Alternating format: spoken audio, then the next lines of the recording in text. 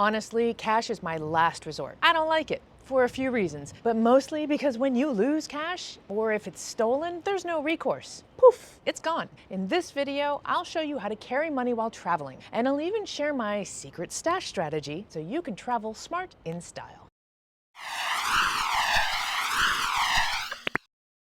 Now, as much as I don't like using cash in general, it's good to have some on hand in case, for example, you eat at a restaurant and only find out at the end of the meal that they don't take cards, or their card machine is broken. While the pandemic moved the world forward significantly in terms of becoming cashless, there are still places where cash is king. And when you're traveling, it's important to be prepared for this. So let's get into how to keep your money safe while traveling. Because, like I said, once it's gone, it's gone. This is, of course, unlike a credit card, which, if it's stolen or your info is compromised, you're not liable for fraudulent purchases, which is one of the many reasons I prefer to use credit cards as much as possible while traveling. Cash, cash, cash, Nora, cash. This video is about cash. Okay, stay on track. If you've got a bunch of money with you, like more than you would usually want to carry on a regular outing, because maybe you just visited the ATM or it's a travel day and you've got everything with you, then it's important to be extra vigilant about keeping your cash safe. This is where money belts and other underclothes wallets come in handy. While some money belts are actual belts with little pockets to keep tightly folded bills, for the most part when someone says money belt, they're referring to one of these. It's a lightweight, slim, low-profile pouch that is designed to be worn underneath all of your clothing. It can hold a variety of valuables, including not only cash, but also your passport, documents, whatever. Now, here's the deal. They're not particularly comfortable.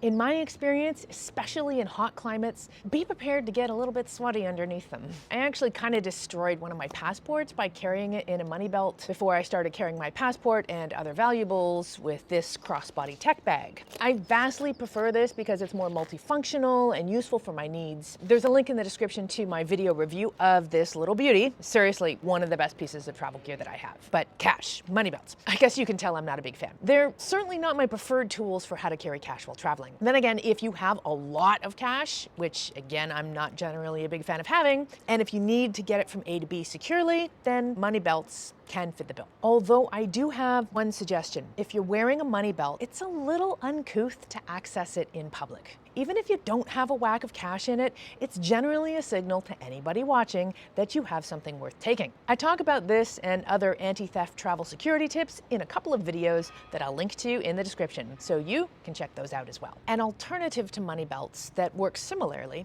is a yoga belt or a running belt. They may be a bit more comfortable, and if you like to do active things like running or yoga, they're useful at your destination as well for keeping a few valuables with you. Okay, a few more do's and don'ts for how to carry your money abroad. And this is for day-to-day stuff at your destination. As an ultralight traveler, I travel long-term with carry-on luggage only most of the time. These gigantic purse wallets that some women carry, no. I don't honestly know what people keep in these wallets. Well, actually, I do.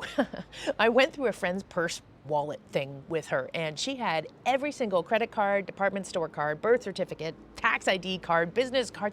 Basically, every card she ever owned or came across was in her wallet. I asked her what would happen if it got lost or stolen. She fixed me with this look like it had never occurred to her. However, after playing out that theoretical scenario in her head, she dumped most of her cards. Now, I'm not trying to pull a holier-than-thou act here. I used to have a purse with a pretty big wallet and a ton of stuff in it as well. But travel really taught me not only to be a minimalist in general, but also that even when you're not traveling, you just don't need that much stuff with you when you leave the house. I totally never thought I would be that person, but this is my wallet now. It actually has more space than I need, and it has a bunch of stuff in it. Like, okay, I've got my business card, I've got my driver's license, I've got 2 credit cards and a bank card, I've got my secret passport copy stash in there, I've even got a couple of coins in here, and there's room for cash in here. So all in all, I have 5 cards, coins, cash. I mean, there's so much in this tiny little wallet. And it's RFID protecting, just saying.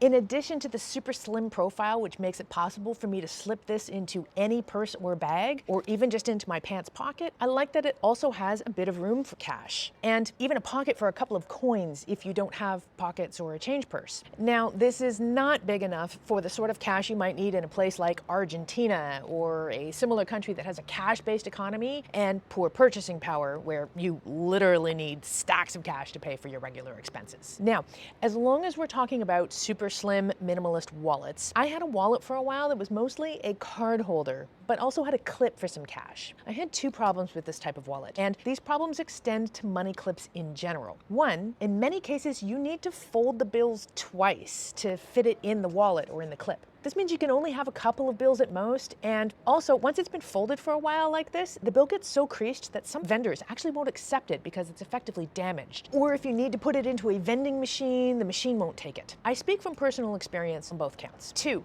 the other problem is in the organization of the bills. One of the ways that you can organize them is by folding each bill separately so you can pull out just the one you need. But then you risk more bills falling out when you do this. I had a travel partner who had one of these money clip styles of wallets, and he was always dropping cash on the floor and he had no idea. If you don't keep the bills separate and instead fold them all up together, then every time you need some cash, you have to take the whole stack out of the clip and go through it, which effectively shows everybody around you exactly how much money you have, which can be a travel security risk. If you insist on having a money clip style of wallet anyway, and to each their own, then I always suggest ensuring the bill that is visible on the outside of your stack of cash is a low denomination so that, again, anyone potentially watching you doesn't see that you have high values of cash. With this wallet, my bills are hidden and really well secured, which I like. I can fold them all together with one small bill on the outside, or I can keep some bills folded separately so I can just pull out what I need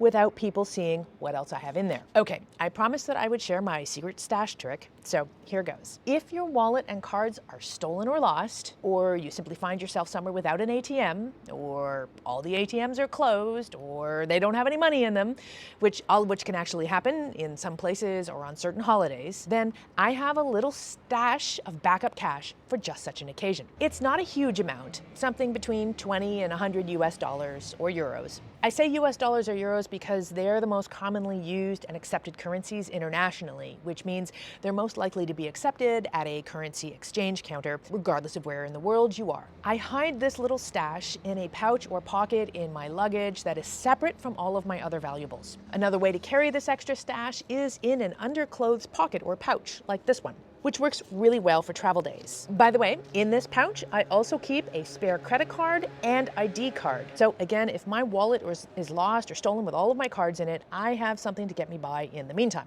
I discussed this and other ways to ensure unforeseen circumstances don't railroad you in my video about anti-theft travel tips, which you'll find a link to in the description. I'll create another video entirely about how to hide cash because there are a ton of creative ways to do this. So please be sure to subscribe to my channel and hit the bell so you can get a notification when I release new videos. The one thing I'll say here about hiding cash is to make sure that you remember your little secret hiding place. I have been known to hide cash so well I have completely forgotten where it was. That's it for today. There's definitely more to this topic, so if you have something to add to the conversation about carrying cash safely while traveling, please drop a comment and let's keep this party going. Also, on the next screen, you will see a few videos hand-picked just for you, and have a look about that so you can travel smart in style. In the meantime, I'm Nora Dunn, aka the Professional Hobo, and thank you for watching.